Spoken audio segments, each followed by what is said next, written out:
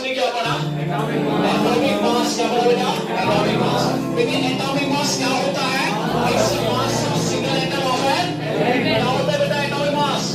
It's a mass of a single atom of an element. Clear बेटा? उसके बाद मेरे बच्चे हमने यहाँ पे दो ऑब्जेक्ट्स लिए थे। क्या लिए थे बेटा? दो ऑब्जेक्ट्स।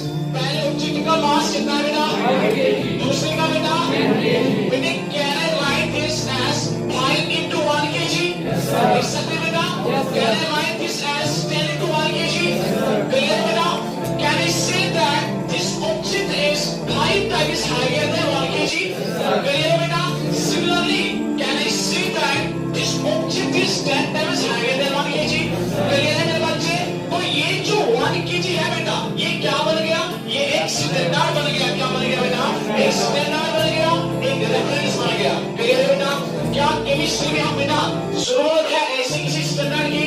है जरूरत बेटा, ताकि हम दूसरे एटम्स का मास कैलकुलेट करेंगे। उसके लिए बेटा क्या हुआ? हमने कौन सा बना लिया? Carbon 12 isotope. कौन सा लिया बेटा? कार्बन 12 को ही क्यों लिया गया? बिकॉज इट इज क्या बेटा? एंड इसकी जो रिएक्टिविटी है वो क्या बेटा? क्या है बेटा? मेरे बच्चे ये क्या है? Most abundant isotope. क्या है बेटा? Most abundant isotope. क्लियर बेटा?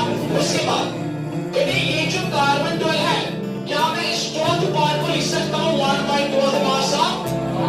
क्या बेटा मैं इसको लिख सकता हूँ 1/12 मास ऑफ? बेटे इसी को हम क्या बोलते हैं? बेटे इसी को हम क्या बोलते हैं? बेटे इसी को हम क्या बोलते हैं? क्लियर है बेटा? What is AMU? क्या है बेटा? मेरे बच्चे व्हाट इज U? बेटे व्हाट इज D? क्लियर है बेटा?